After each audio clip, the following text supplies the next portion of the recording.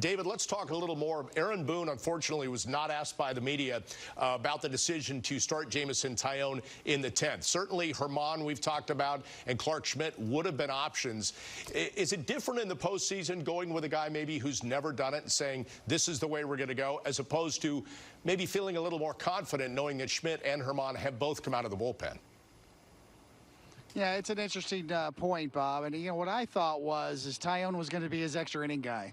He was going to roll with Jamison Tian, that we're going to go into extra inning mode. And every manager seems to be really worried about this scenario because we haven't faced it all season long. We've always had the ghost runner on second base. It was a completely different strategy. And one 15-inning game or 13-inning game that we saw earlier in the postseason in St. Louis, and every manager's worried now. We got to have that strategy ready to go. I think that was the strategy with Jamison Tian. Then he was going to roll with him. Just let him roll inning to inning and treat it almost like a start for Jamison Tian. Well, that's how the game ended pitching-wise. I'm going to take you back to the beginning of the game. Give me your impressions on Nestor Cortes and his performance. Yeah, I thought Cleveland was a tough matchup for Nestor because they put the ball in play and they made him work. And the 3 walks against the 3 strikeouts kind of tells a little bit of a story that Nestor had a hard time putting them away. Nestor's great at getting ahead, and he usually has a good strategy in terms of how you're going to finish off hitters. And Cleveland kind of spoiled that strategy for him here and there at times. So certainly you give Cleveland, a cue on that they had a good approach against him. The home run really hurt him to dead center. Obviously, Amon Rosario wasn't that bad of a pitch. It was on the inside corner, and you give Rosario credit. He's a free swinger. He got the barrel of the bat on it, and he drove it out to center field, actually into the Yankees bullpen. David, you've pitched in a lot of postseason series in your career. We know being up 2-0 would be dramatically different than being tied 1-1. What do you think the Yankees' mindset is now as they go to Cleveland for the next 2 games? I think my mindset is really good because you have Luis Severino in the 3-hole for you, and the way he threw the ball at the end of the season gives you that much confidence going in. I mean, that last start is maybe some of the best stuff I've ever seen from Luis Severino. I mean, effortless gas, upper 90s, a really good shape to his slider, and that ever-improving changeup we've seen over the last couple of years. So I think you should be sky high in your confidence with Luis Severino. Cleveland is a good matchup for him. They don't have a lot of power in their lineup. They certainly have a lot of contact, but Severino can overpower that lineup and get you in a position to score and get a lead. I think Cleveland's bullpen has been taxed, certainly Class A at the end. Really they had to use him and extend him farther than they ever have this year so far. So I like the chances for the Yankees. I mean, you'd want to be up 2-0, but you had to figure coming in that you're going to lose a game here or there, that this could happen.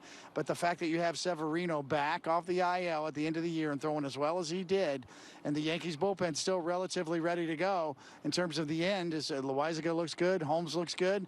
I think all things considered, I like the Yankees' chances. I like the matchup for them. They should feel very confident with Severino on the mound. David, let me go back to the Tian decision again. In 2000, you came out of the bullpen in the World Series to get Mike Piazza. You were a starting pitcher your whole career. And this is not just Aaron Boone. All managers do it. Scott Service did it the other day, blew up in his face with Robbie Ray. How difficult is that for a starting pitcher to come in the middle of a game? Well, it's much different because Tian was ready for it. It was a clean inning. He knew that he was going to be the extra innings guy. It wasn't like Robbie Ray where you're bringing him in the middle of an inning with men on base and you're expecting him to go lefty-lefty. It wasn't as if he came in the 7th inning with the bases loaded. I mean, this was planned. Hey, this is your spot. If we get close to the 9th or 10th innings, this is where we're going to use you. We're going to use you in a potential extra inning game. It's going to be a clean inning when you come in. He had plenty of time to warm up. So I don't really see the big issue there other than maybe you would want to go with Clark Schmidt for an inning or 2 before you get into that extra inning mode where you go to a starter.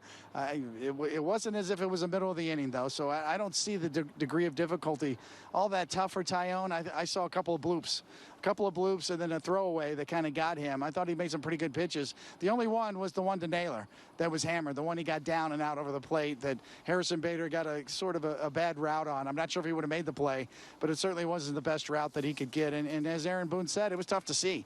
Shadows were out there. It was tough to field the ball as well as hit the ball all day long.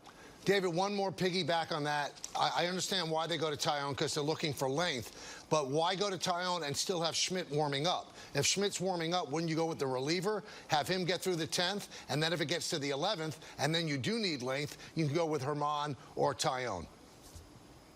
Yeah, they had two choices there. It's certainly a valid point, Michael. I mean, that's what Aaron Boone is going to have to answer right there. The reason he had Clark Schmidt warming up, I can only guess, is that maybe he wanted a strikeout guy, a guy with a really tight breaking ball, that if you got into a situation to where Tian got into trouble or there was a couple of base runners or first and third one out and you got the right matchup, that's when you'd go to Schmidt for a swing and a miss and a strikeout guy. Tian's not really a strikeout guy. He's more of a pop-up fly ball guy and an innings eater. So, you know, that's the only thing I can think of there is that's why Clark Schmidt was warming up in case there was trouble and you needed a strikeout.